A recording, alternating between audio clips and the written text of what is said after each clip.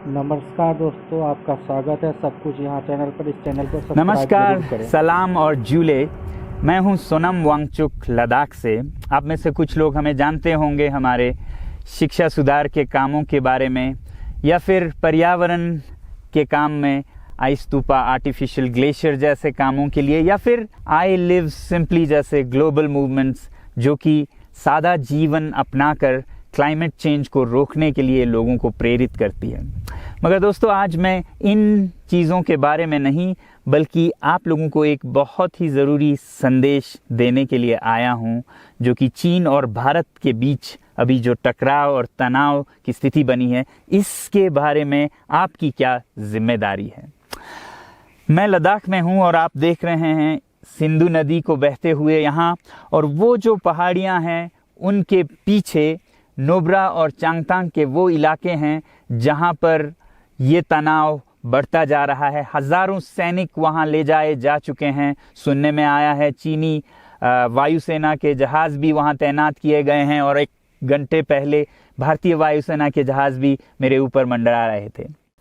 सामान्यतः जब सीमा पर तनाव होता है तो हम आप जैसे नागरिक ये सोचकर सो जाते हैं रात को कि सैनिक इसका जवाब दे देंगे। मगर मैं आज आप लोगों को ये ज़रूरी बात बताना चाहता हूँ कि इस बार सिर्फ सैनिक जवाब नहीं, दो तरफा जवाब हो और उसमें नागरिक जवाब भी हो। तो आप जैसे नागरिक दिल्ली, मुंबई और बेंगलोर और अनेक शहरों से क्या कर सकते हैं इसमें, ये समझने के लिए पहले हमें समझनी होगी चीन की ये हरकत और वो ऐसा क्यों कर रहा है।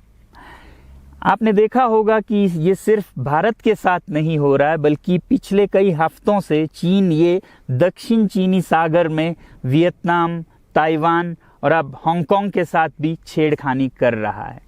और मेरा ये विश्लेषण है कि वो ये सब किसी देश के साथ दुश्मनी के वजह से ज़्यादा अपने अंदर की समस्याओं को सुलझाने के लिए कर रहा है। आज चीन को सबसे बड़ा डर है तो अपने जनता से डर है। उनकी 140 करोड़ की आबादी, जो कि एक बंधुआ मजदूर की तरह बिना मानवाधिकारों के चीनी तानाशाह सरकार के लिए काम करते हैं और उसे धनी बनाते हैं। जब वो नाराज़ हो जाए तो फिर एक क्रांति की सी परिस्थिति बन पड़ती है, और इससे चीन बहुत डरता है।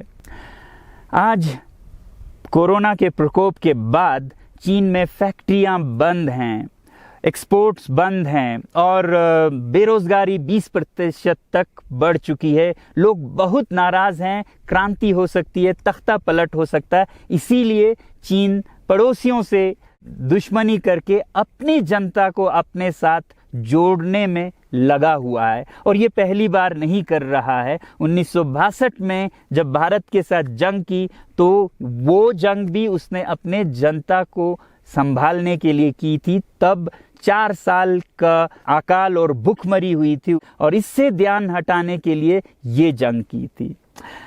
चीन के लिए अपनी जीडीपी और जो खुशहाली है उसे बढ़ाते रहना बहुत ही ज़रूरी है, और जिस दिन जीडीपी घट जाए वहाँ की जनता क्रांति के लिए तैयार है। मैं तो कहता हूँ कि इस बार भारत की बुलेट पावर से भी ज़्यादा वॉलेट पावर काम आएगी। जो नागरिक पैसा खर्चते हैं चीन के सामान को खरीदने में, ज़रा सोचिए, हम आप भारतीय उद्योग को मारकर चीन से मूर्तियों से कपड़ों तक हर साल 5 लाख करोड़ के सामान खरीदते हैं, और फिर यह पैसा आगे जाकर हमारे सीमा पर हथियार और बंदूक बनकर हमारे सैनिकों के मौत का कारण बन सकती हैं।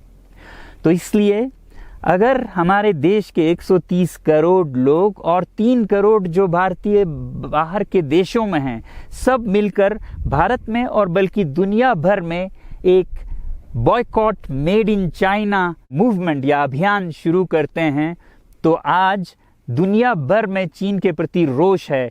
हो सकता है कि सारी दुनिया साथ आए और इतने बड़े स्तर पर चीनी व्यापार का बॉयकॉट हो कि चीन को जिसका सबसे बड़ा डर था वही हो, यानी कि उसकी अर्थव्यवस्था डगमगाए और उसकी जनता रोष में आए, विरोध और तख्ता पलट। और अगर हम ऐसा नहीं करते हैं तो कितनी बदनसीबी की बात होगी भारत के लिए, ज़रा सोचिए। एक तरफ हमारे सेना सीमा पर जंग लड़ रही होगी और दूसरी तरफ हम आप चीनी सामान, मोबाइल से लेके कंप्यूटर्स, कपड़ों से लेके खिलौनों तक को खरीद कर उनकी सेना को पैसा भेज रहे होंगे, चीन की सेना को। ये तो हुई हार्डवेयर की बात। दूसरी तरफ हमारी युवा चीनी सॉफ्टवेयर, एप्स, गेम्स जैसे टिकटॉक, शेयरिट, इन सब में मस्त, उन्हें दूसरी तरफ से करोड़ों करोड़ों का पैसा भेज रहे होंगे। तो इसलिए बहुत ज़रूरी है कि हम एक नागरिक जवाब ज़रूर दें और इसे एक अभियान बनाएं, ग्लोबल मूवमेंट की तरह। ये बॉयकॉट मेड इन चाइना का जो अभियान है वो भारत के लिए भी एक वरदान साबित होगी। जैसा कि हमारे प्रधानमंत्री ने एक विजन हमें दिया था स्वावलंबन का, सेल्फ रिलायंस, वो तब हो सकता है जब हमारे अपने उद्योग फलें फूलें। और जब हम बॉयकॉट करते हैं इन सामान का तो अपने देश के उद्योग का, उत्पाद का हम प्रयोग करेंगे और उससे मजदूरों को रोजगारी मिलेगी और सारा देश खुशहाल होगा। बजट होगा कि हम और अच्छी तरह से टक्कर ले सकें सीमा पर भी। तो इसके लिए मैं आप लोगों से अपील करता हूं कि जहां तक ऐप्स और सॉफ्टवेयर की बात है तो हमारे युवाओं को एक हफ्ते में उन्हें अनइंस्टॉल करना चाहिए। Boycott made in China, software in a week and hardware in a year. क्योंकि साजो सामान के लिए वक्त लगेगा हमारे अपने देश से और बाहर से विकल्प निकलने तक, तो उसे हम 1 साल के अंदर कर सकते हैं। तो ये हम न सिर्फ अपना प्रतिज्ञा करें बल्कि 100 और लोगों को इसके बारे में समझाएं, शेयर करें सोशल मीडिया पर, और हमारी जो मीडिया है वो जनता तक, देश के कोने कोने तक पहुंचाए। और जैसे ही इसका असर दिखने लगेगा, इंटरनेट से ऐप्स लाखों में, करोड़ों में अनइंस्टॉल होंगे, तो चीन को संदेश साफ जाएगा और यही एक तरीका उसे मेज़ पर पहुंचा सकती है जहां पर कि बातचीत हो शांति की। तो जाते जाते मैं ये बता दूं कि मैं क्या करने जा रहा हूं।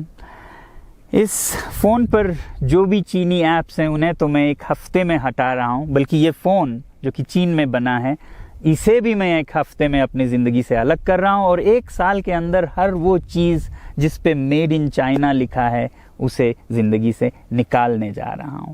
हमें चीन से, चीनी लोगों से कोई समस्या नहीं है, चीनी सरकार और उनकी रवैयों से समस्या है। जब तक चीन में परिवर्तन ना हो हमें ऐसा करना होगा। और आप लोगों से मैं अपील करता हूं कि आप अपने शहर में, अपने मोहल्ले में ऐसे इवेंट्स करें जहां लोग प्रतिज्ञाएं करें कि चीनी सामान का बहिष्कार करें जब तक चीन में परिवर्तन ना हो। और मैं सालों से कहता रहा हूं कि 21वीं सदी में देश के लिए जान देने की नहीं बल्कि ज़िंदगी देने की ज़रूरत है। लद्दाख में बढ़ते हुए ये देश के लिए जान देने का कारोबार बहुत देखा, और जहां एक तरफ मैं सलाम करता हूं उन लोगों के लिए, उन लोगों को जिन्होंने देश के लिए जान दिया, मगर इस 21वीं सदी में मेरा ख्याल है कि देश के लिए जान देने की नहीं, ज़िंदगी देने की ज़रूरत है।